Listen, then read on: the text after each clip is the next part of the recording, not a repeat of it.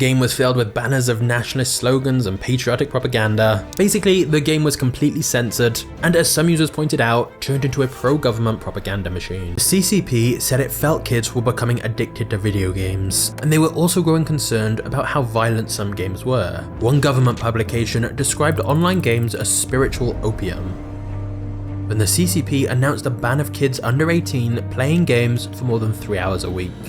People under age 18 are now allowed just 3 hours of gaming a week.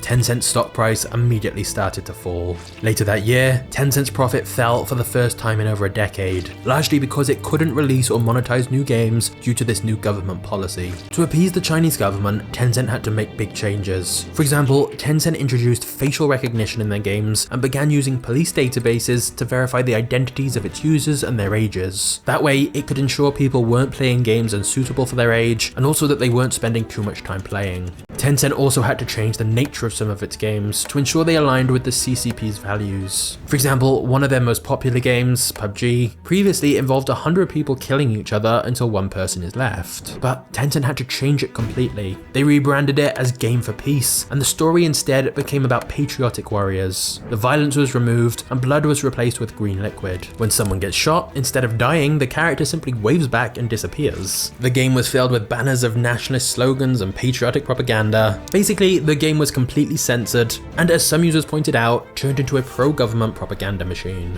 Whilst most people didn't like it, they had no choice. Tencent had realized that despite their huge power and wealth, they were still completely at the mercy of the Chinese government. And then, things got much worse.